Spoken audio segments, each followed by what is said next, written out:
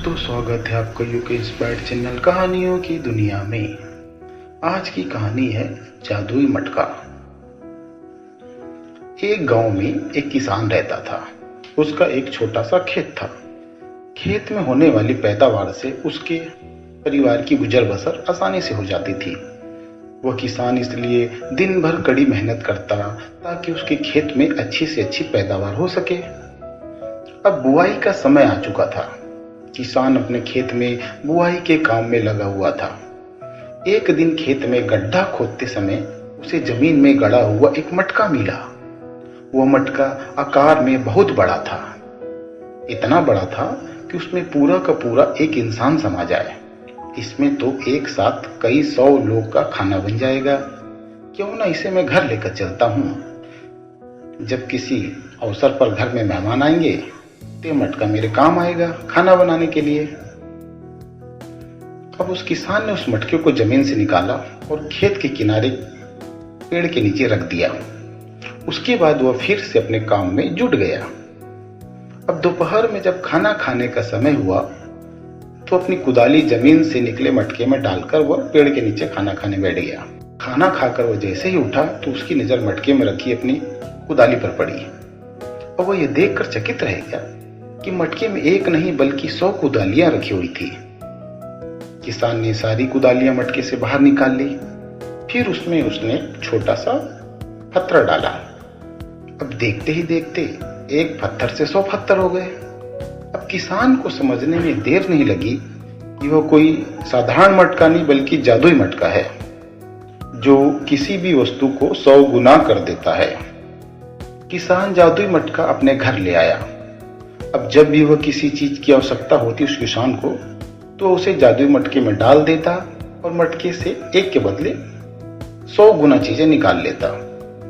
जादुई मटका हर चीज को 100 गुना कर देता था। फिर चाहे वो खाने की चीज हो, कपड़ा हो, सोने के सिक्के हो। अब किसान को किसी चीज की कोई कमी ना रही। वह दिन ब दिन धनवान होता गया। किसान की समृद्धि की बात उस राज्य के राजा के पास पहुंची तो वह इसका भेद जानने के लिए अपने गुप्तचरों को उस किसान के घर के आसपास लगा देता है। अब कई दिन किसान के घर का चक्कर लगाने के बाद जादुई मटके का भेद पता चल जाता है। उन्होंने यह भेद राजा को जाकर बता दिया।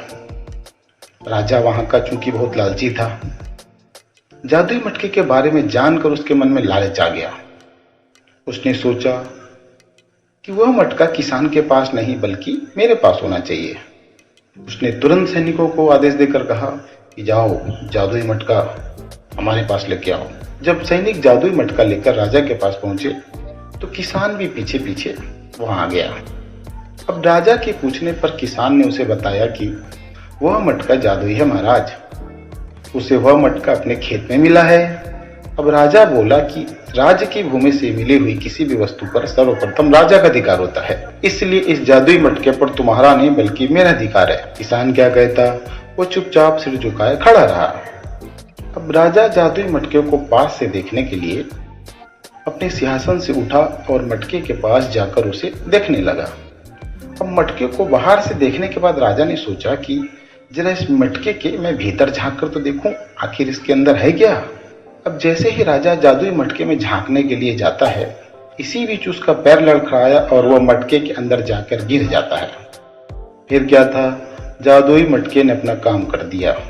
एक के बदले अब 100 राजा उस मटके से बाहर निकले। अब सभी राजा सिंहासन पर बैठने के लिए आपस में लड़ने लगे, झगड़ने लगे। धीरे धीरे यह झगड़ा बढ़ता गया। सबने अपनी अपनी तलवारें निकाल ली और एक दूसरे पर टूट पड़े। फिर ऐसी मारकाट मची कि अब कोई राजा जीवित ना बचा और सब के सब मारे गए। जादुई मटका अभी भी वहीं पड़ा था। अब किसान ने सोचा कि इस मटके के कारण कहीं फिर किसी समस्या में ना पड़ जाए, इसलिए उसने उस जादुई मटके को तोड़ दिया और जादुई मटका टुकड़े टुकड़े हो गया।